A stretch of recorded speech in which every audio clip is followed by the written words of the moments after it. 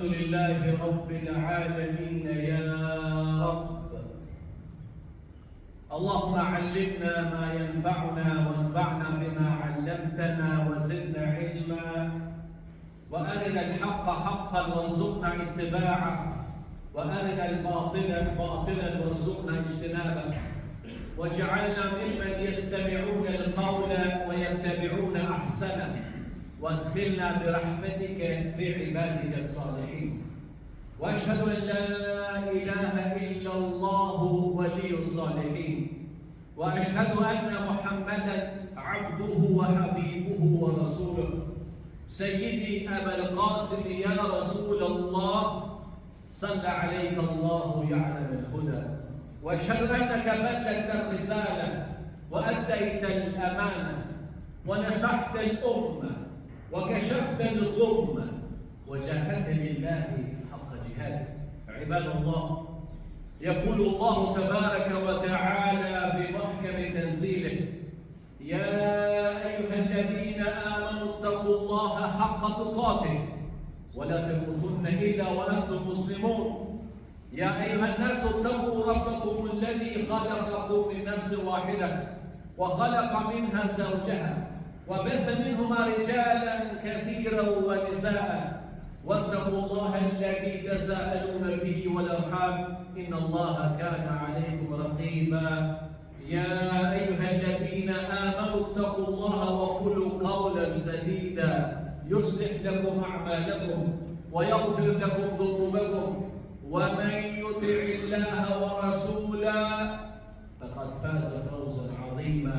اما بعد، فإن أصدق الحديث كتاب الله، وخير الهدي هدي محمد صلى الله عليه وسلم، وشر الأمور محدثاتها، وكل محدثة بدعة، وكل بدعة ضلالة، وكل ضلالة في النار.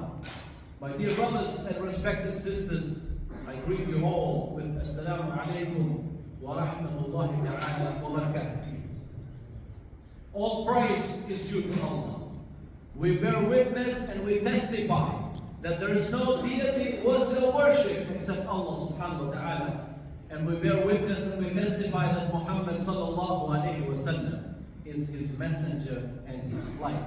All salawats and salams be upon our Prophet, upon his noble family, his righteous companions, and all those who follow his path till the last day.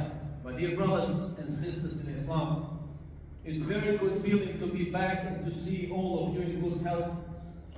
And I also ask Allah subhanahu wa ta'ala to reward the imam that was doing the khutbahs while I was gone, and to reward and to protect all of you from any harm. Ya Rabbal Alameen.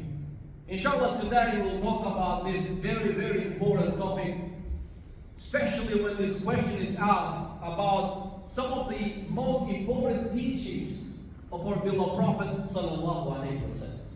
It's very important to pay attention to these teachings, and these are not all, just few of them. Some of the teachings that can help us to be a better Muslim, to be better human beings, to be better fathers and mothers and sons. Imagine one of the principles in Islam, that if we follow that principle, and that is one hadith of our Prophet sallallahu alaihi wasallam. And do you know that hadith? Most of you know the hadith. Most of us know the hadith. But sometimes we struggle to follow that hadith. And that is, إِنَّمَا الْأَعْمَالُ بِالنِّيَّاتِ وَإِنَّمَا لِكُلِّ امْرِئٍ مَا نَوَى. You know, some scholars like Imam Shafi'i and the rest, they have said, this hadith concludes 1/3 of Islam. Just one hadith concludes 1/3 of Islam, and that hadith is: actions are judged by intentions. Every action, every deed that we do, the only way that Allah will judge that action is based on what is in our heart. Why we have done that action. Is it for Allah? Is it to please other people? Is it for a personal gain? So this is very, very important. And the Prophet continues by saying, so each man will have what he intended. Will have what he has done, what he has intended. Excuse me. So my dear brothers, one of the key teachings of our Prophet ﷺ is the intention. Wallahi, we do a lot of things, and after a while we don't pay attention, and we don't struggle with our intention to ask, why am I doing this? Why did I come to the mosque today? Why am I going to work? Why am I waking up early in the morning? All these things, all these actions that we do, if the intention is not right, there is no point, because Allah will not consider them as good deeds. So remember, my dear brothers, every single deed, every single action before we take it, just weigh it first. Why? Number one, why am I doing this? Number two, is there more benefit or harm what I'm doing? And this is very, very important.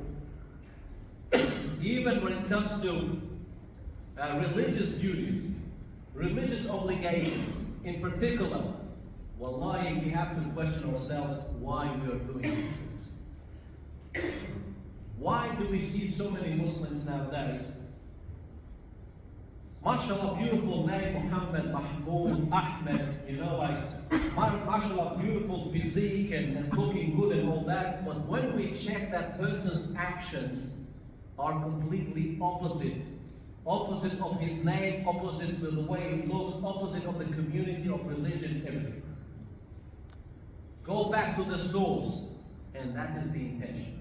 Ask Allah subhanahu wa ta'ala to make us of those, and every time, before we do something, we purify our intentions, and whatever we do it for His sake. Wallahi, it's very important. Wallahi, there are people that maybe they do things their entire lives, good things, but they don't do it for Allah, thinking that they have gained so many rewards. When they go to Allah, they look back, there is nothing there, zero. Why? Because Allah will ask every single one of us, you haven't done this for me. You have done this for a particular person, for fulan, for this, so they can praise you. Go and ask them to help you now. But those people won't be able to help themselves, and let alone you or me. So one of the key principles is intention, niyyah, my dear brothers and sisters.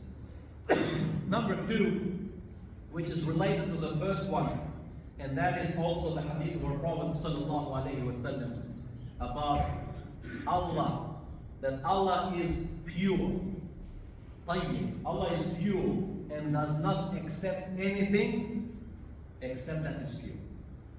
Wallahi, if you understand this hadith of our Prophet ﷺ, it's very important, because all the actions, if they are spoiled, if they're not sincere, if they are, even if it's charity, sadaqah, if that charity is not from halal, do you think Allah will accept that? Because it's not pure.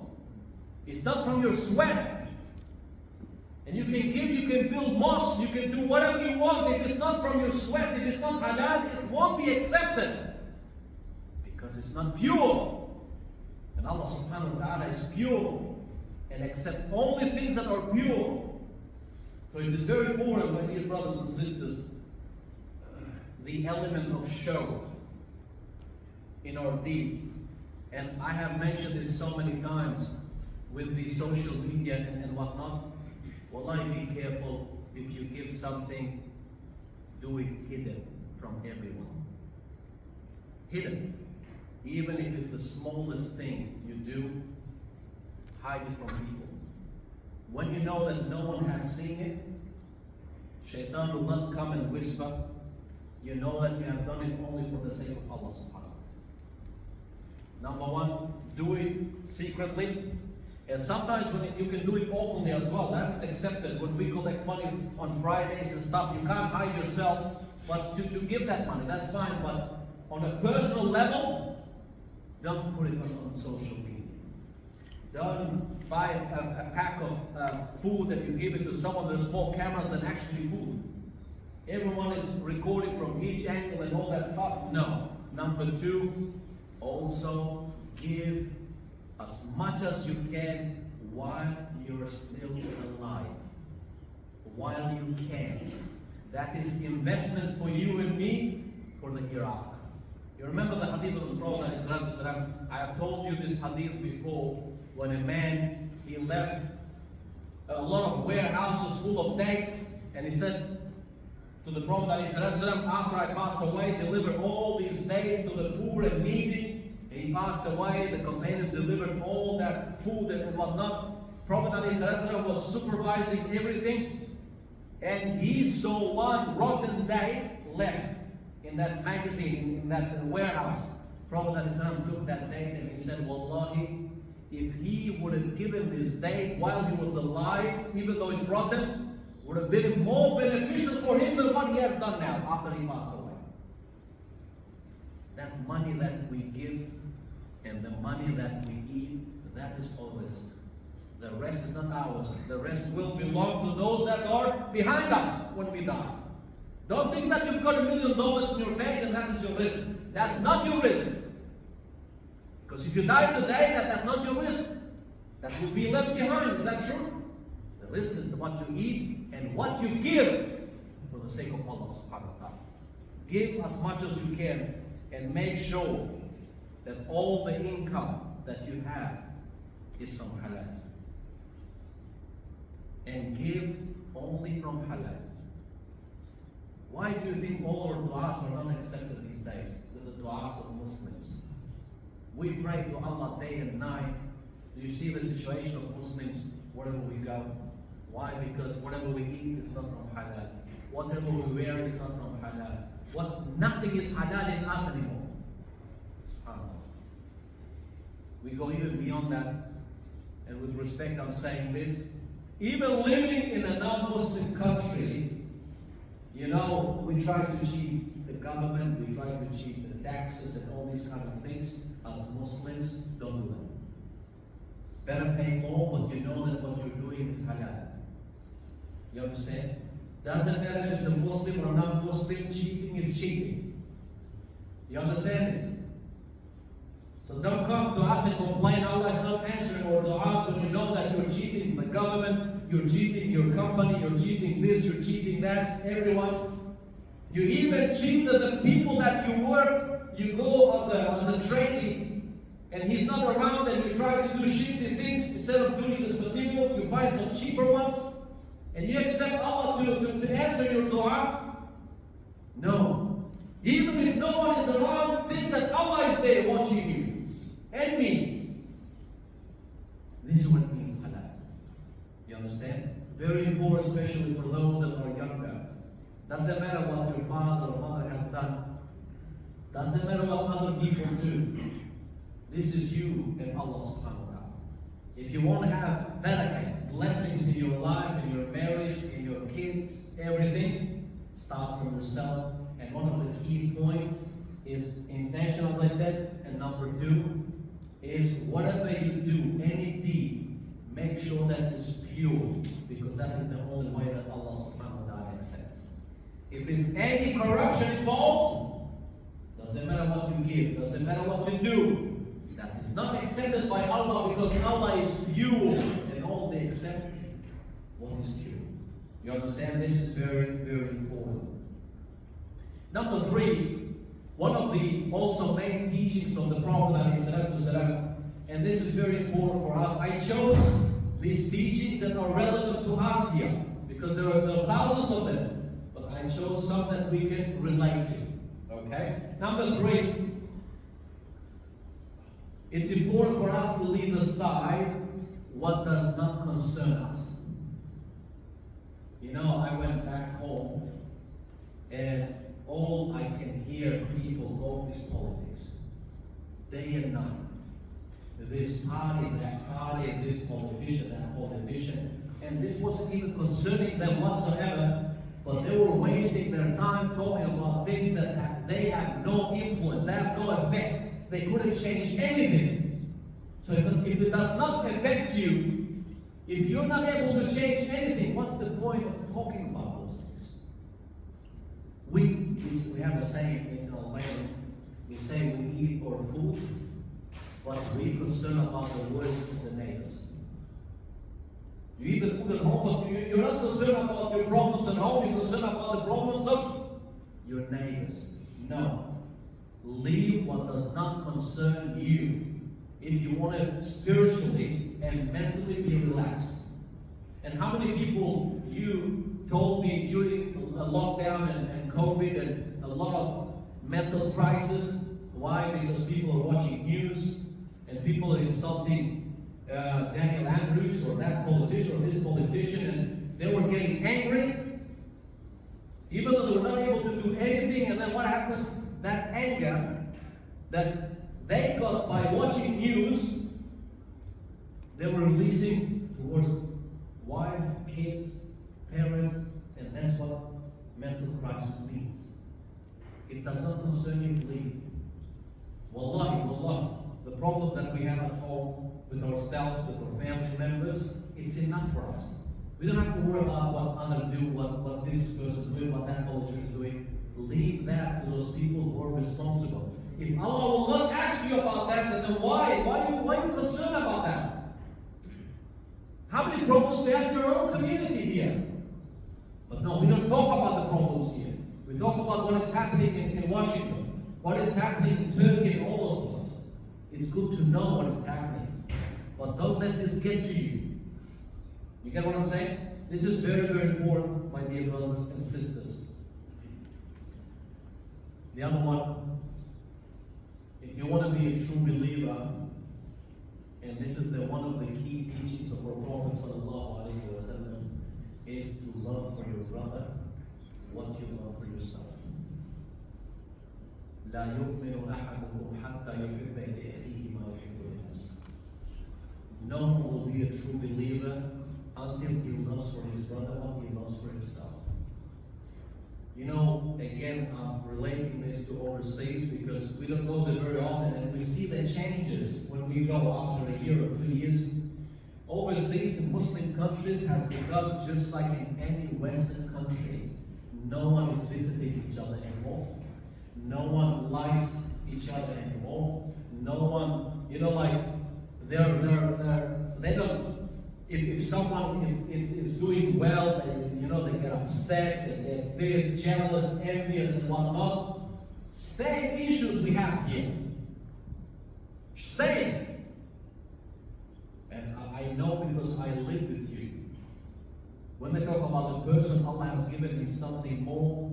We try to educate. We try to give him something. He deals with this white thing, and he does this. How do you know? Have you seen it? No. And then why would you say? So people go even beyond it. They try to harm those people so they cannot do what they're doing. And you come here and pray? We come here and pray? How can we come here and pray when our hearts are rotten? You pray 10 times a day, but while you pray, you think how to harm another person. How is that possible? Salah and evil cannot match in one person. You understand? Very important, my dear brothers. Cleanse your heart. If Allah has given to that person something, say alhamdulillah, please, he's not coming to ask you for something. Okay? If Allah has given him something, Allah has given you something that he doesn't have.